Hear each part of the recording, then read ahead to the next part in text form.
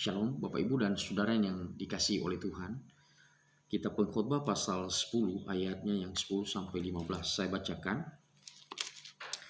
Jika besi menjadi tumpul dan tidak diasah, maka orang harus memperbesar tenaga. Tetapi yang terpenting untuk berhasil adalah hikmat. Jika ular memagut sebelum mantra diucapkan, maka tukang mantra tidak akan berhasil. Perkataan mulut orang berhikmat menarik, tetapi bibir orang bodoh menelan orang itu sendiri.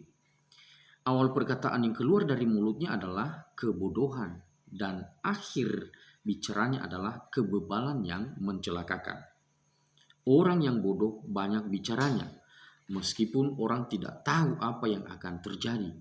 Dan siapakah yang akan mengatakan kepadanya apa yang akan terjadi sesudah dia?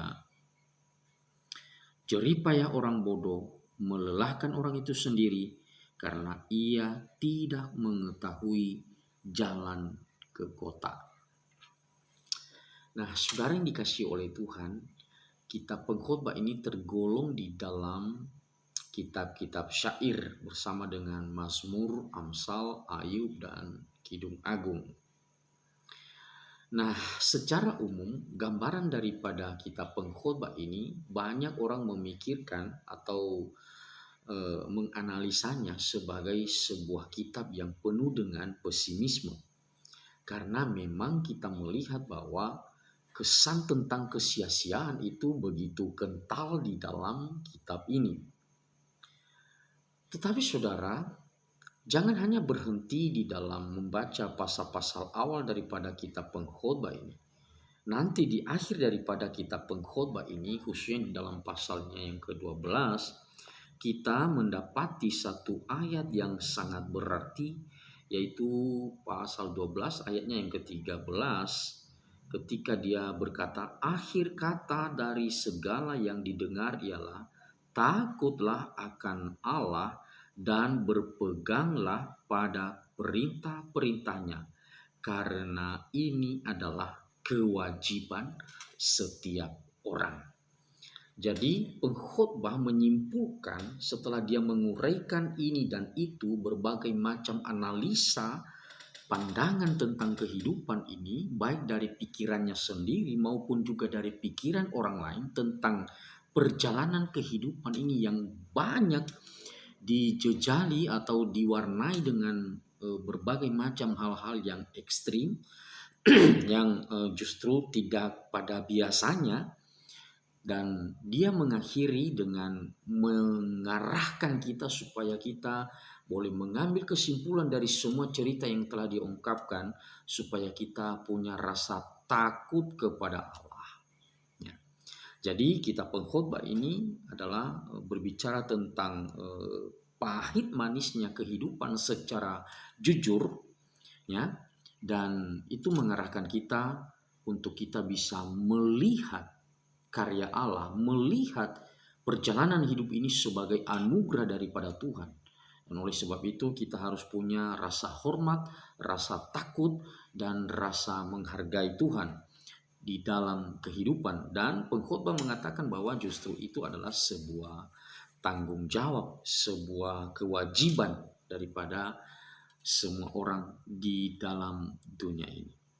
Nah, kesannya memang bahwa penulis daripada kitab Pengkhotbah ini yang disebut sebagai Kohelet, dia menceritakan semua apa tentang kehidupan ini, dan kita bisa menyimpulkan bahwa dia sudah cukup dengan usianya, ya, karena banyak hal yang disinggungnya itu yang pernah dia perjuangkan, misalnya uang, pangkat, dan berbagai macam hal di dalam dunia ini. Dan dia melihat semuanya itu sesuatu yang tidak berarti atau sia-sia, ya. Jadi saudara nanti kalau misalnya membaca kitab Pengkhotbah ini penuh dengan kata kesia-siaan, ya, karena di pasal-pasal awal dia berkata bahwa segala sesuatu di bawah matahari itu adalah sebuah kesia-siaan. Nah, Tetapi bukan berarti tidak ada sesuatu yang kita dapatkan daripada kitab pengkhotbah ini. Kitab pengkhotbah ini justru penuh dengan peribahasa ya, atau ungkapan-ungkapan atau semacam kalimat-kalimat yang bisa menjadi bahan refleksi juga bagi kita. Nah, khususnya dalam bagian kita yang kita baca pada hari ini berbicara tentang bagaimana seseorang punya hikmat di dalam menjalani hidup ini, dan dia memberikan kontras dengan cara hidup orang bodoh di dalam menjalani hidup ini. Jadi orang yang membaca kitab ini harus memilih dan berani mengambil keputusan untuk berada di posisi yang mana. Mau ikut orang bodoh yang modelnya nanti saya akan jelaskan seperti apa karakter dan cara hidup daripada orang bodoh khususnya dalam bagian ini, atau kita harus mengambil keputusan untuk mengambil posisi sebagai orang berhikmat, dan tentunya itu harus disertai dengan rasa hormat dan takut akan Tuhan. Nah, saudara, di dalam ayatnya yang ke-10 tadi dia katakan di situ bahwa jika besi menjadi tumpul dan tidak diasah, maka orang harus memperbesar tenaga, tetapi yang terpenting untuk berhasil adalah hikmat. Jadi untuk sebuah keberhasilan, sebuah hidup yang lebih baik, itu harus punya strategi, harus punya hikmat. Ya. Dan dia memberikan gambaran di dalam ayat 10 itu tadi tentang alat potongnya, besi yang waktu itu berfungsi sebagai alat potong, dan besi itu sebenarnya harus diasah. Kalau mau dipergunakan harus diasah, sehingga ketika kita bekerja dengan besi yang sudah diasah itu bisa lebih efektif. Nah, tetapi kalau misalnya ada orang dia punya alat ya, besi yang tumpul. Nah, ketika dia mengerjakan sesuatu dengan alat yang tumpul itu, pengkhotbah berkata dia harus mengeluarkan tenaga yang lebih besar. Nah, pengkhotbah menganjurkan jangan mengeluarkan biaya, mengeluarkan waktu, mengeluarkan tenaga ya untuk sesuatu kalau sekiranya ada jalan lain yang lebih efektif dan lebih ringkas dan lebih hemat. Ya. Jadi saudara, dalam hidup ini artinya kita harus punya cara berpikir yang sistematis ya mengenai sesuatu yang akan kita kerjakan. Kita harus memikirkan dari awal seperti apa pekerjaan ini lebih efektif. Jangan seperti orang bodoh tadi, ya. Dia mempergunakan besi yang sudah tumpul. Nah, diasah, ya. Jadi hidup ini juga seperti itu ya. Diasah itu termasuk di dalamnya itu ya belajar ya. Belajar ya. Jadi hidup ini harus belajar, harus berpikir dengan baik, harus menata cara berpikir dengan baik, dan juga di dalam melaksanakan, mempraktikkan kehidupan itu harus di dalam posisi yang lebih baik. Ya. Kemudian ayatnya yang ke 11 dikatakan, jika ular memagut sebelum mantra diucapkan, maka tukang mantra tidak akan berhasil. Nah, ini juga berkaitan dengan cara hidup lagi ya, ini cara hidup di mana kita harus bisa bekerja tepat pada waktunya, sesuai dengan waktunya. Jangan bekerja, jangan melakukan sesuatu setelah apa yang kita kerjakan itu sudah lewat manfaatnya. Ya, saya ambil contoh misalnya ya, beberapa waktu yang lalu itu ada banjir di Nias Utara ya, ada banjir di Nias Utara. Dan yang paling konkret kondisi orang-orang yang mengalami banjir kemarin itu beberapa minggu yang lalu itu adalah mereka membutuhkan pertolongan, bantuan itu di saat mereka sedang mengalami banjir itu. Ya. Artinya dia tidak terlalu banyak waktu ya untuk ditolong. Kita harus memberikan pertolongan, kita harus bisa memberikan tindakan bantuan yang bisa kita berikan. Itu harus tidak boleh waktunya itu terlalu lama dari kejadian. Nah, Jadi analisa saya ya seperti itu ya, secara sederhana apa yang dikatakan oleh pengkhotbah ini. Artinya mempergunakan atau melakukan sesuatu itu harus tepat waktu.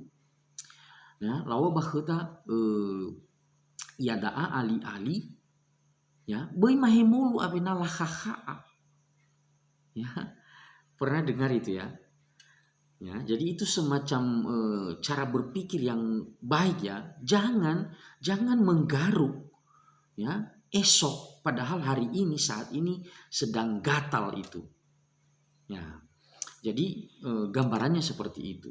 Nah, pengkhotbah berkata bahwa ular kalau udah memagut, kalau dia udah gigit, udah memagut orang, ya, maka penjinak ya atau orang yang bisa menjinakkan melalui mantra-mantra ular itu nggak ada fungsinya lagi. Ya, artinya berperanlah, berfungsilah di dalam waktu yang tepat. Ya, jadi ada banyak orang ya yang memahami hidup ini juga Bapak Ibu tidak terlalu baik ya di dalam mempergunakan waktu itu, mengefektifkan waktu yang ada. Ya. Saya ambil contoh lagi kesalahan-kesalahan di dalam hidup ini tentang hal seperti itu. Ya khususnya di dalam pekerjaan Tuhan misalnya ya. Ya, jangan baru ingin melayani itu di usia yang sudah uzur. Ya, baru ingin mempersembahkan hidup kepada Tuhan di mana kondisi kita udah nggak punya lagi kekuatan apa-apa.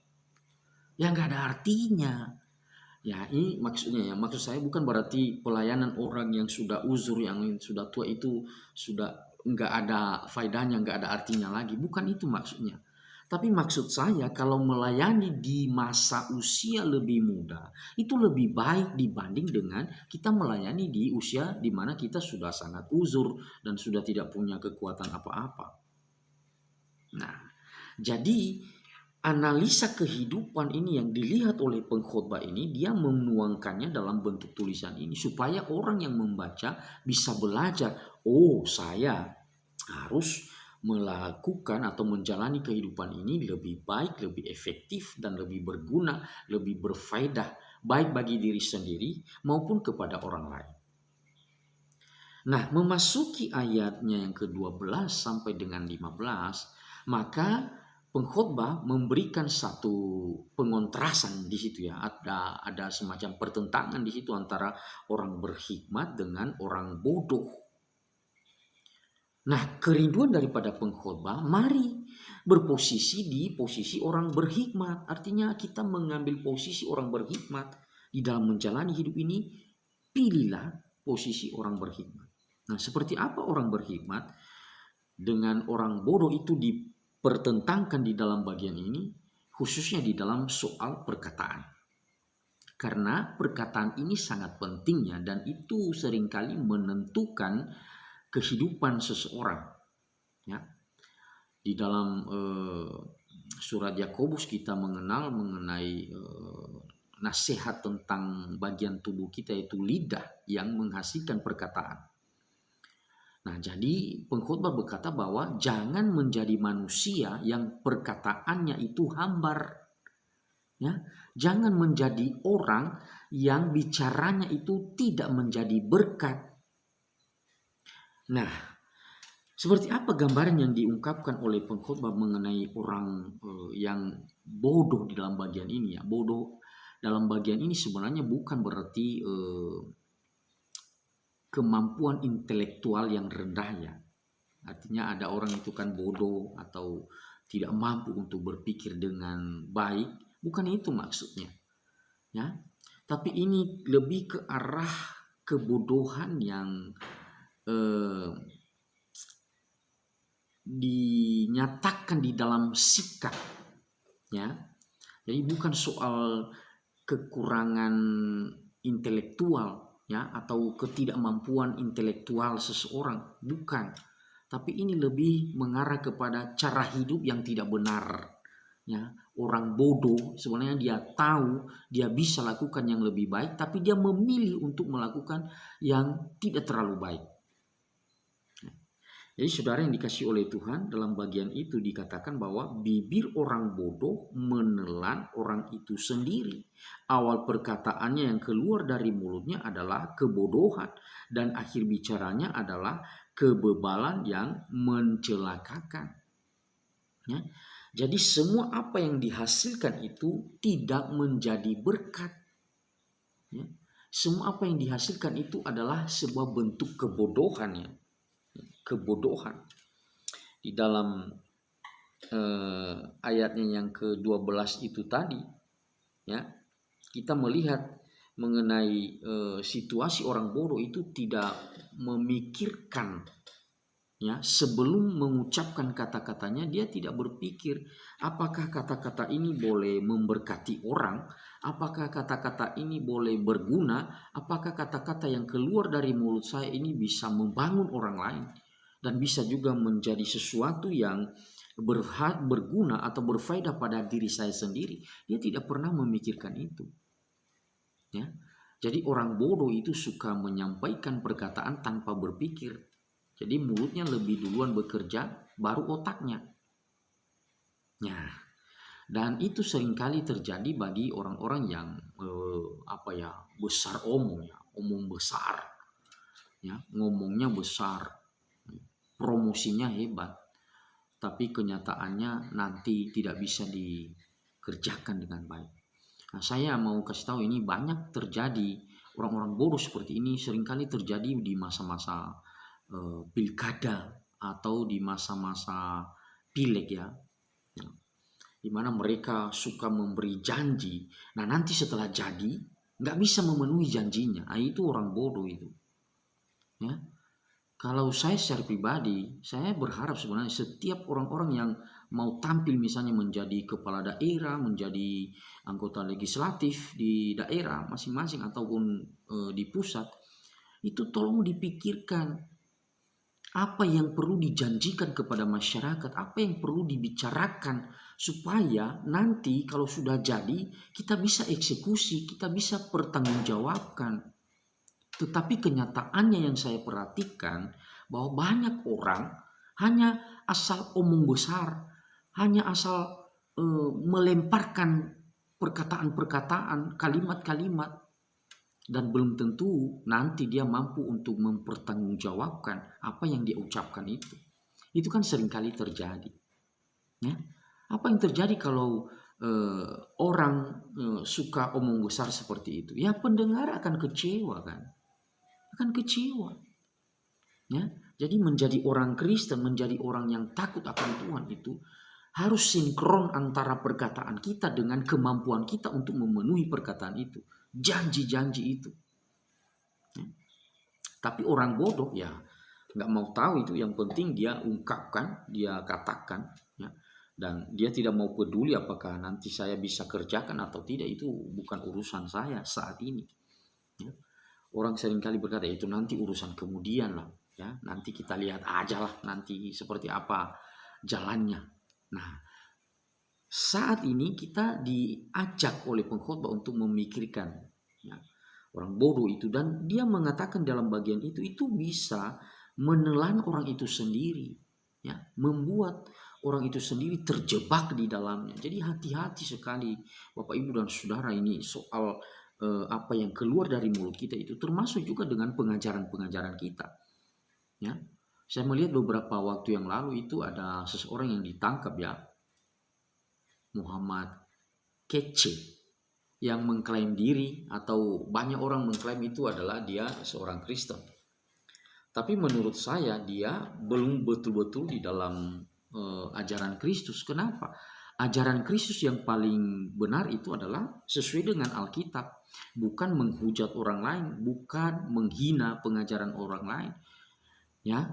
Kita nggak usah terlalu repot dan pusing dengan orang lain atau ajaran orang lain, ya. Yang penting kalau kita benar-benar anak Tuhan, sebagai orang Kristen yang sungguh-sungguh bertanggung jawab, apa yang kita percayai di dalam Alkitab ini, mari kita singkapkan, mari kita beritakan, mari kita kasih tahu kepada orang.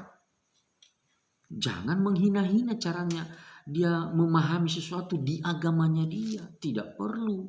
Gak usah habiskan waktu, energi untuk hal-hal yang seperti itu. Lebih baik apa yang Anda yakini, apa yang Anda imani, firman Tuhan yang telah Anda terima, ya beritahu kepada orang lain. Ya, jadi hati-hati ya. Hati-hati dalam hal seperti ini. Kita bisa belajar dari pengkhotbah. Jangan asal bicara. Ya. Ada lagu itu kan. Jangan asal bicara, jangan asal ngomong. Ya, jadi dipikirkan dulu. Nah, itu adalah ciri-ciri daripada orang-orang yang bodoh, ya. Justru mencelakakan baik orang lain, juga dirinya sendiri itu bisa celaka ya. Nah, kemudian dikatakan di dalam ayat yang ke-14, orang yang bodoh banyak bicaranya ya. Kita udah tahu itu ya. Ya. Ada juga golongan orang-orang bodoh ini adalah orang-orang yang seringkali ya mendominasi sebuah pembicaraan dan suka memborong waktu di mana dia mau supaya dia saja yang didengarkan dalam sebuah perhimpunan, dalam sebuah pertemuan atau dalam sebuah apa ya diskusi atau tukar pikiran dan sebagainya. Nah, jadi saya teringat dengan satu peribahasa itu ya, diam itu adalah emas. Nah, itu artinya apa? Ya artinya kalau kita nggak terlalu banyak bicara itu sesuatu yang lebih baik kan. Karena memang kalau kita terlalu banyak bicara ya, apalagi kalau bicaranya kita itu ngalur ngidul, ya tidak jelas, entah dari utara ke selatan, dari timur ke barat, ya orang makin tahu seperti apa kualitas daripada kehidupan kita. Ya. Jadi justru lebih baik diam, ya lebih baik tenang, sehingga orang penasaran, oh orang ini seperti apa sih? Ya. Tapi orang kalau terus mengumbar, ya menceritakan tentang dirinya dan lain sebagainya, dia banyak sekali bicara ini dan itu dan nggak karu-karuan, ya orang bisa menilai, oh orang ini orang bodoh. Ya, dia menghabiskan energi, dia menghabiskan waktu, dia menghabiskan tenaganya untuk hal-hal yang tidak berfaedah. Jadi pengkhotbah mengajak kita supaya hidup ini berguna, hidup ini berfaedah, bukan hanya bagi diri sendiri tapi kepada orang lain. Maka dia menuntun kita. Ini loh hikmatnya. Nah, jadi di ayat 15 dia mengatakan jeripaya daripada orang-orang bodoh itu melelahkan orang itu sendiri karena dia tidak mengetahui jalan ke kota. Ya, jalan ke kota. Nah, berbicara tentang ayat 20, ayat 15 ini, maaf ya, ayat 15 ini mengenai karena ia tidak mengetahui jalan ke kota, artinya orang kalau baik pemikirannya, orang kalau tajam pemikirannya, semestinya dia tahu ya jalan ke kota itu mana. Karena apa? Di dalam tafsiran saya baca bahwa jalan ke kota, ke Yerusalem pada waktu itu ya, karena memang pengkhotbah itu berbicara mengenai Yerusalem. Jadi jalan ke Yerusalem itu sebenarnya dikatakan lebar, polos dan mudah untuk ditemukan. Ya, kalau mau ke Yerusalem, ke kota, itu gampang. Orang bisa tahu, cepat menemukan jalan itu karena lebar, polos dan gampang ditemukan. Itu kata salah seorang penafsir ya yang saya baca bukunya. Dan orang karena bodoh ya, tidak berpikir dengan baik, hal-hal yang gampang dia tidak bisa kerjakan. Dia tidak bisa tahu hal yang begitu gampang. Untuk menemukan jalan ke kota itu adalah sesuatu yang tidak terlalu sulit. Tapi orang bodoh tidak mampu untuk memahaminya. Kenapa? Ya karena tidak mempergunakan hati dan pikirannya secara tenang ya dengan baik.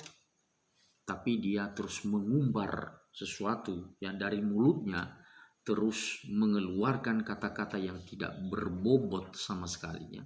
Bahkan mungkin bibirnya itu penuh dengan fitnah, penuh dengan omong kosong, penuh dengan hoax, penuh dengan cibiran, penuh dengan hal-hal yang tidak membangun, ya. Mulutnya seperti pisau yang suka menusuk, yang suka melukai, yang suka merobek, yang suka menghancurkan. Nah, hati-hati. Jadi pengkhotbah mengatakan bahwa kita jangan mengambil posisi seperti orang bodoh yang bisa mencelakakan dirinya sendiri dan juga bisa mencelakakan orang lain. Ya. Tetapi orang berhikmat itu, ya, orang berhikmat itu perkataannya menjadi berkatnya, menjadi sesuatu yang membanggakan, ya. Karena di dalam ayatnya yang ke-12 tadi dikatakan perkataan mulut orang berhikmat itu menarik, ya, menarik. Jadi saya baca di dalam tafsiran juga dia berkata mengenai perkataan orang yang berhikmat itu menarik, artinya bicaranya itu bisa membangun kehidupan orang lain, ya, bisa menjadi berkat bagi orang lain, bisa menguatkan orang lain untuk terus maju menjalani hidup ini meskipun ada banyak suka dan dukanya kehidupan ini. Mari jalani, mari terus nikmati. Dan semuanya itu mengarahkan kita untuk kembali pada satu kesimpulan bahwa hidup ini harus memiliki rasa hormat kepada Tuhan, rasa takut kepada Tuhan. Dan terakhir, orang bodoh biasanya tidak menjadi contoh setelah masa hidupnya. Ya, saya melihat di dalam ayatnya yang ke-14 di situ dikatakan tadi, orang yang bodoh banyak bicaranya, meskipun orang tidak tahu apa yang akan terjadi dan siapakah yang akan mengatakan kepadanya apa yang akan terjadi sesudah dia. Ya. Jadi tidak ada lagi orang yang memberikan informasi kepada orang itu kalau dia sudah mati, kalau dia sudah meninggal, kalau dia sudah tidak ada lagi di atas dunia ini. Ya. Nggak ada lagi orang yang mampu memberikan dia informasi sesuatu untuk dia bisa berubah. Ya. Dan berita daripada hidupnya, berita hidup daripada orang bodoh ini, dia tidak menjadi contoh untuk kehidupan ini. Nah, saudara, seperti apa kita boleh menanggapi anjuran daripada pengkhotbah ini?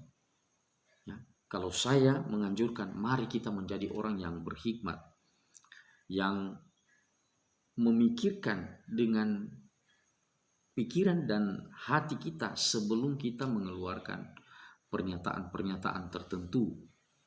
Ya, kita boleh memikirkan mana yang bisa membangun kehidupan orang lain dan membangun juga kehidupan diri sendiri. Dan tentunya semua apa yang kita kerjakan itu muaranya adalah untuk kemuliaan daripada Tuhan. Mari berhikmat dan mari menjalani hidup di dalam didikan daripada Tuhan. Tuhan Yesus memberkati. Amin.